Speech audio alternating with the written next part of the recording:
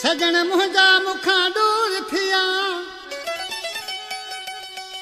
और त कंहिं सां हाल कया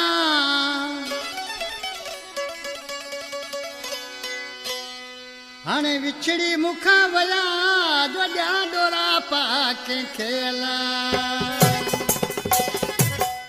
हिन कलाम जो शाइर लियाकत दरसा इंडिया खां आज मेहमान फरमाइश कई आहे। शाइर कुने खां फरमाइश कई आहे अलाने कपरी ऐं दरगाह कके वेड़े खां लॻ हबीबुल्ला ख़ासकेली मास्तर शाह मोहम्मद रंद ऐं सिकंदर अली ख़ासकेली ऐं कुंडली खां फरमाइश कई आहे अब्दुल सत्तार रेडियो मिस्त्री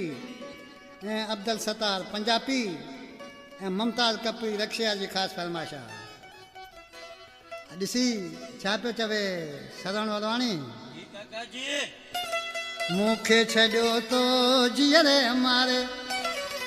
मुंहिंजी संगत सॼी खे तो छॾियो रुहाड़े तो त कहिड़ो दुख कया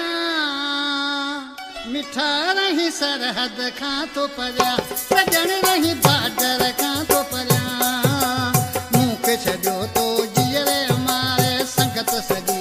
छॾे रुआड़े त कहिड़ो दुख कया मिठा रही बाडर खां तो परिया सुहिणा रही सरहद खां तो परिया। वाली मुआ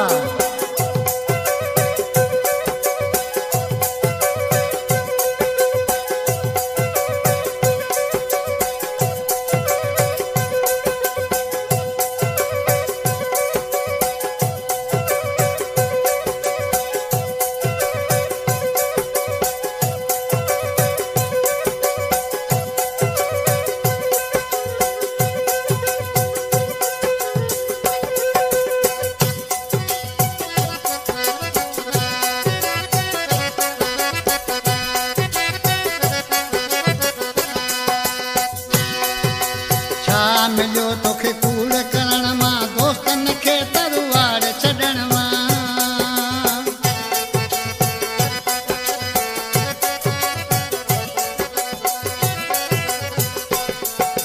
छा मिलियो तोखे कूड़ करण मां दोस्तनि खे तरवाड़ छॾण मां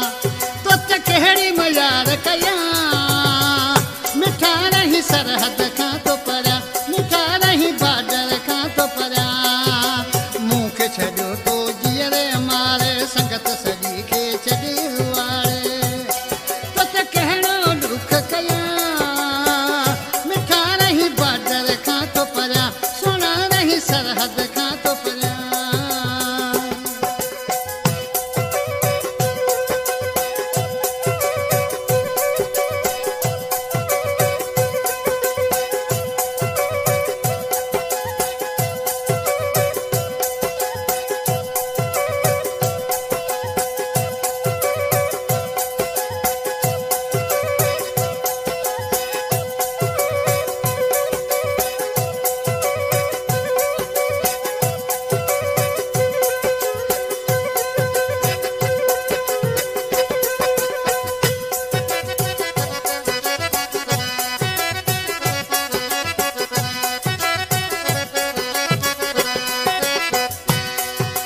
जेसी हयाती मुंहिंजी हूंदी सुख सजण तुंहिंजो जिगर वठींदी सिक सजण तुंहिंजो जिगर वठींदी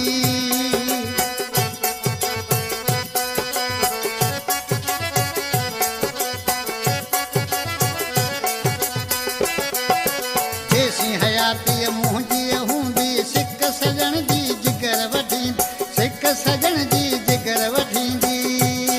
हाणे सारे तो सुॾक भरिया